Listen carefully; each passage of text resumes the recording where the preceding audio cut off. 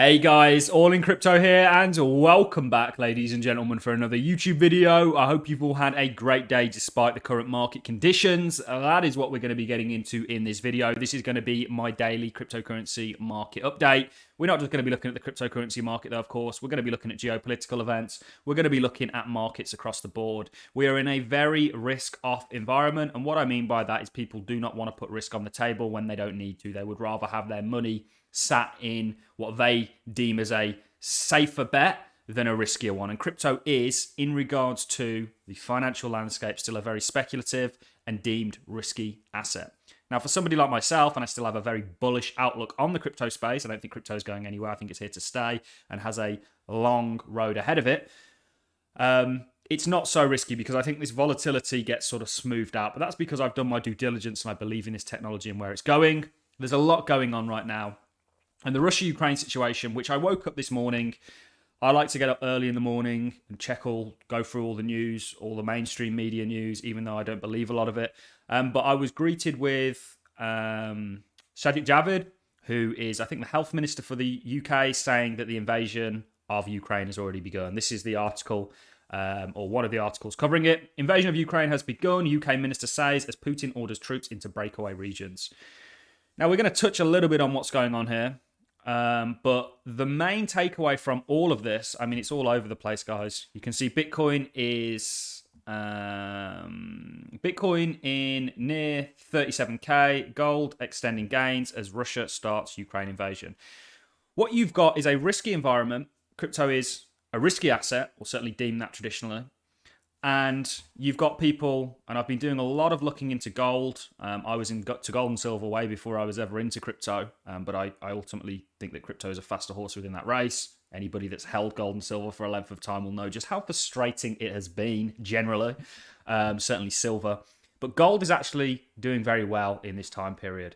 And so are, believe it or not, your bonds, your 10-year treasury bonds for the US.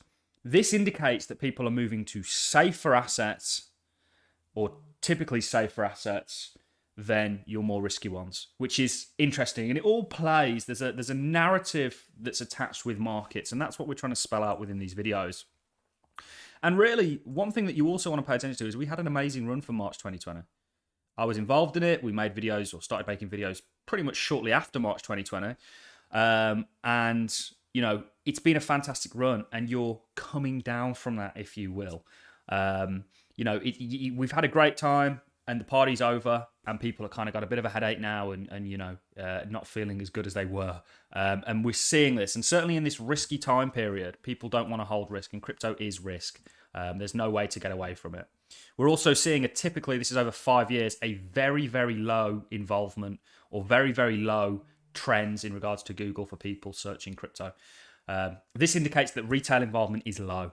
We don't have that FOMO anymore. We don't have, you know, people are getting burnt. They're going to turn their backs on crypto, and it's going to take a little bit of recovery. But ultimately, I do think crypto does recover. I don't think we enter, and we've spoken about this in great length, a historical sort of 2-year bear market. I think that this could be short and sweet. We could kind of snap out of this. Could be prolonged, but I don't think it's going to be over the periods of years. And I think people are going to really take their eye off the ball, expecting that, only for Bitcoin to go on to higher grounds. We're at a pivotal moment for crypto in general.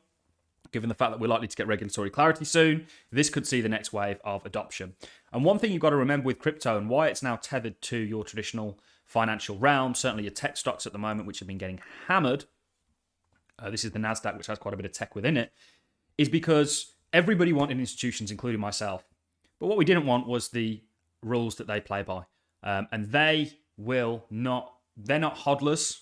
You know, they're not like myself. They have a manager looking over their shoulder that will not allow them to take certain risks because their reputation's on the line. So it's a whole different game that Bitcoin and crypto is now playing, and you need to understand that. And that's what we try and do in these daily videos, is paint that picture. So you've got the invasion of Ukraine has begun. It's not really, it sounds a lot more dramatic than it is.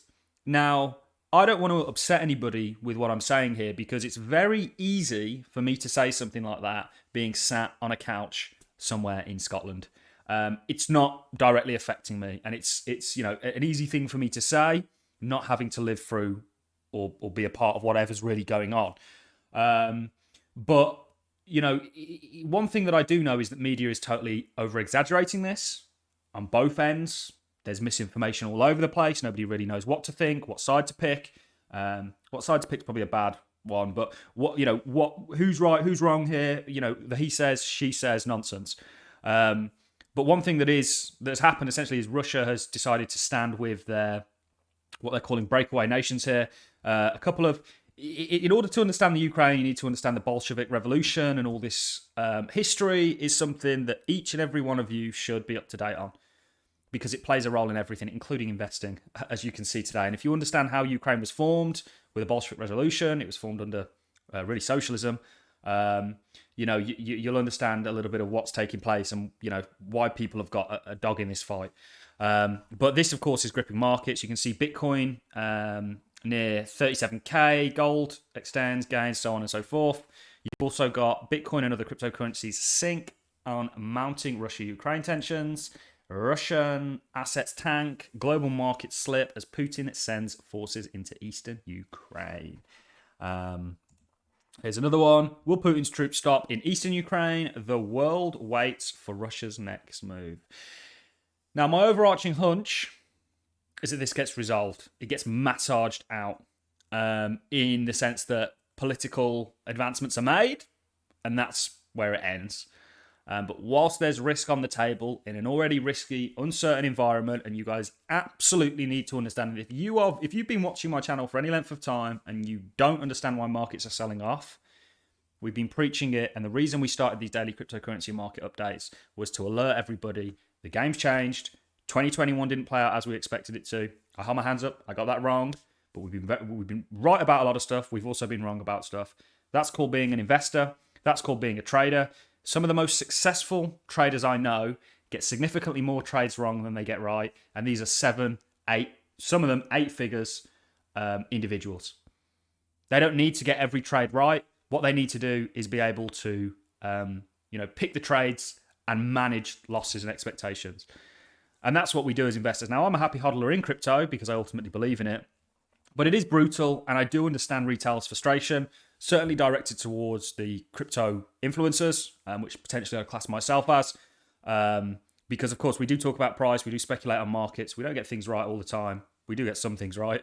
But, I can understand the frustration.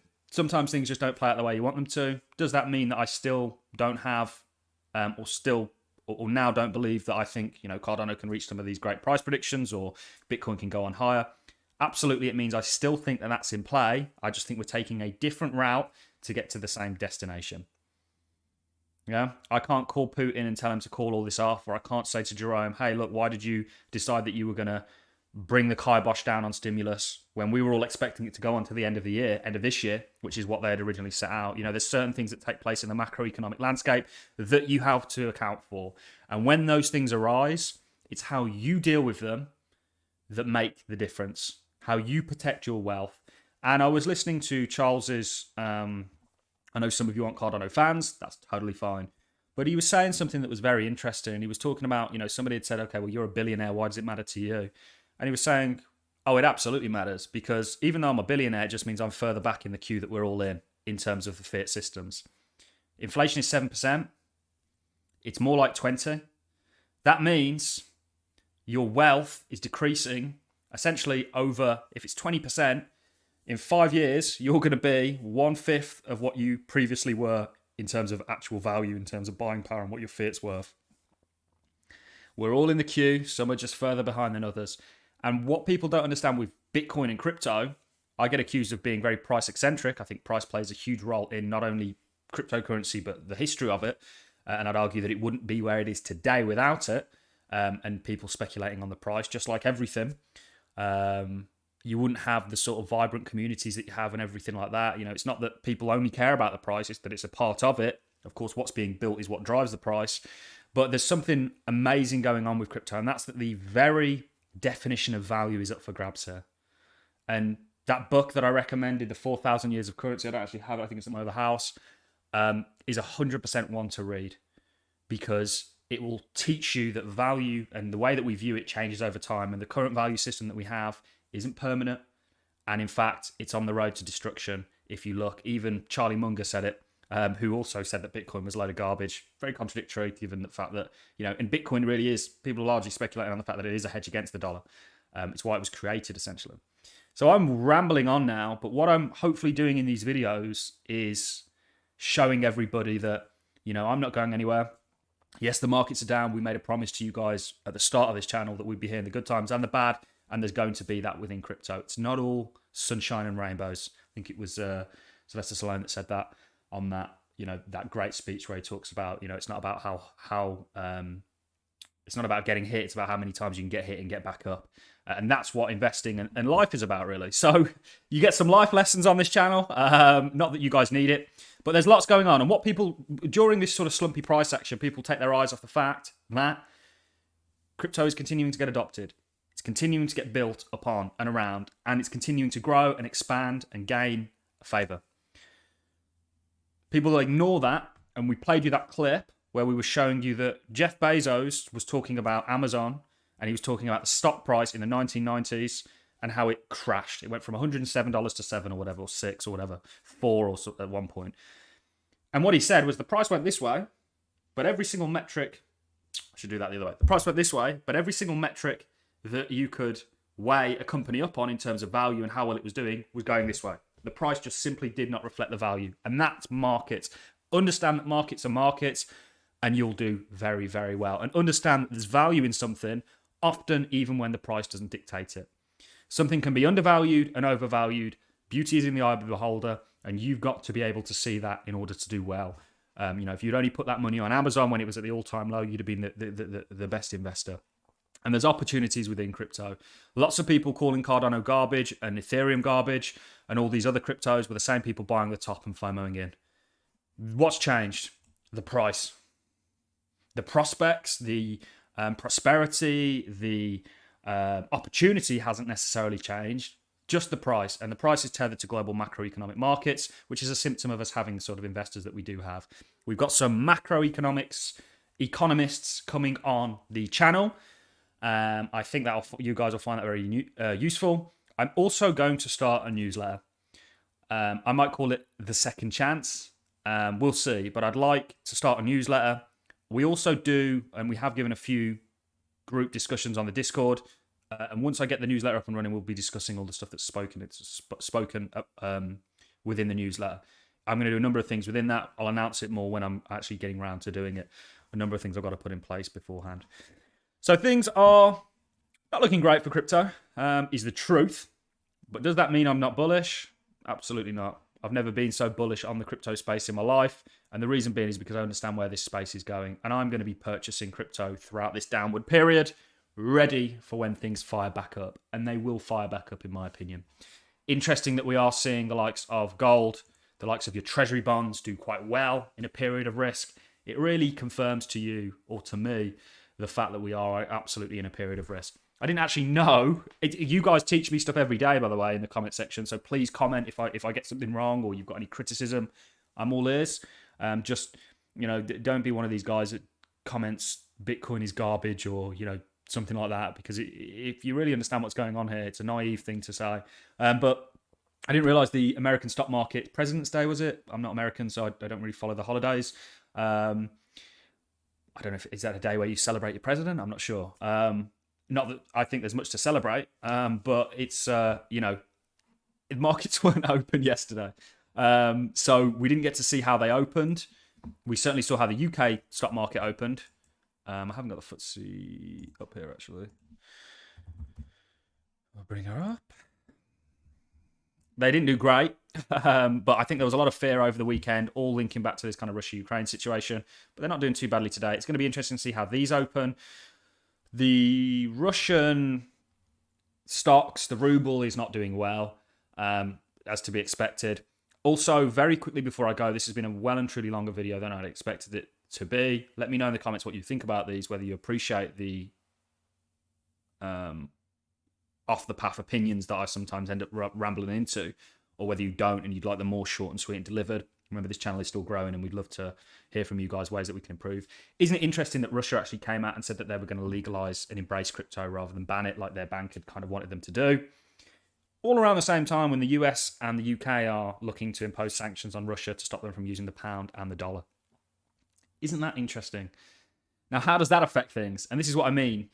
Crypto is a hostage to the ocean, if that makes sense. It's a boat upon the ocean, and when the ocean gets volatile, that boat is going with it. That is all I have for you in this video, ladies and gentlemen. If you have enjoyed the content, a like is always appreciated. So is a comment.